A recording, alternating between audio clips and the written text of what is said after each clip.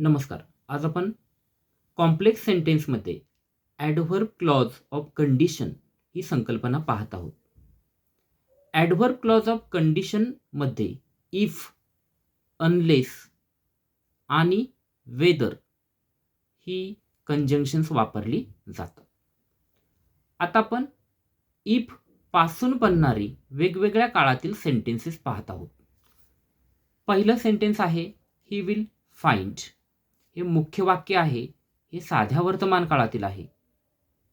त्याच्यानंतरचं जे उपवाक्य इफ ही सर्चेस, ही जी कंडिशन्स आहे ही साध्या वर्तमान काळामध्ये दिलेली आहे. दुसरं सेंटेन्स ही फाइंड्स. मुख्य वाक्याचा काळ साधा वर्तमान काळ आहे. उपवाक्य इफ ही सर्चेस, त्याचा काळ ही साधा वर्तमान काळच आहे. पुढील he found if he would search. मुख्य वाक्य साध्या भूतकाळामध्ये आणि उपवाक्य हे सुद्धा साध्या भूतकाळात आलेलं आहे.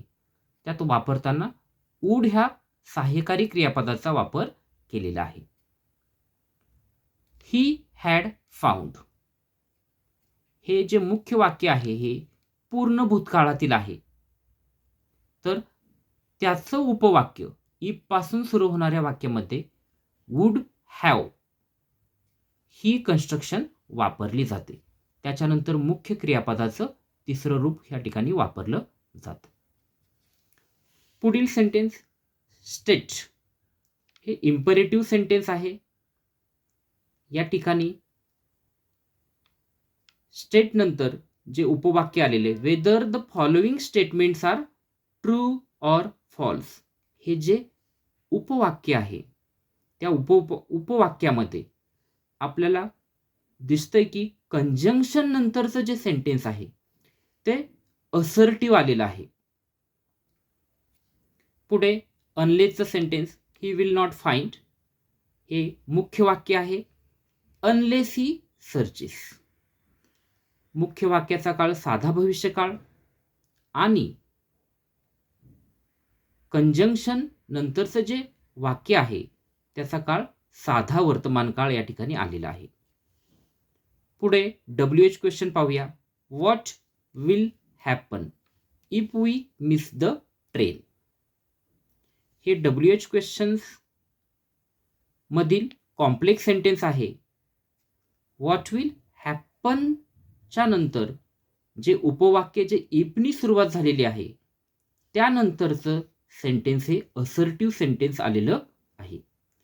या ठिकाणी मी काय ऑब्झर्वेशन केलं तर कॉम्प्लेक्स सेंटेन्स मधील जी सबऑर्डिनेट कंजंक्शन वापरली जातात त्यानंतर येणारी सेंटेन्सेस ही नेहमी असर्टिव्ह सेंटेन्सेस असतात. असर्टिव्ह म्हणजे ज्या वाक्याची सुरुवात नाऊन किंवा प्रोनाऊननी होते आणि त्यानंतर क्रियापद येतं. आता आपण पुढील सेंटेन्स पाहत आहोत ॲडव्हर्ब क्लॉज ऑफ कॉन्ट्रास्ट. यामध्ये दो, अल्दो, इवन दो आणि इवन इफ ही कंजंक्शन्स एकमेकांना रिप्लेस करू शकतात किंवा एकमेकांच्या जागी वापरली जाऊ शकतात. या ठिकाणी इवन इफ हे कंजंक्शन काल्पनिक स्थिती, काल्पनिक विरोधाभास आपल्याला दर्शवतो.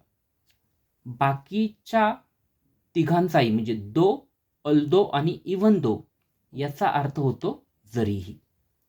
सेंटेन्स आहे they drive though it is raining, म्हणजे जरी पाऊस पडत होता तरीही ते गाडी चालवत होते. दे ड्राईव्ह हे मुख्य वाक्य आहे. दो इट इज रेनिंग हे उपवाक्य म्हणजे सबऑर्डिनेट क्लॉज या ठिकाणी आलेला आहे. आता ॲडव्हर्ब क्लॉज ऑफ पर्पज मध्ये आपण सो दॅट ह्या कंजंक्शनचा वापर पाहणार आहोत.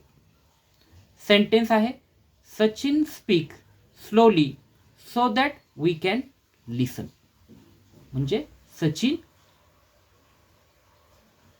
हळूवार बोलत होता हळू बोलण्याचा उद्देश काय होता की आम्हाला व्यवस्थित ऐकू यावं, हा त्याच्या पाठीमागचा उद्देश होता. सचिन स्पीक स्लोली हे मुख्य वाक्य आहे. सो दॅट वी कॅन लिसन हे या ठिकाणी उपवाक्य आलेलं आहे. आता हीच सो दॅटची रचना वेगळ्या पद्धतीने पाहूया. ॲडव्हर्ब क्लॉज ऑफ रिझल्ट म्हणजे एखाद्या घटनेचा परिणाम काय होतो ते दर्शवणारं हे सेंटेन्स आहे. Sachin speak so slowly that we can listen clearly.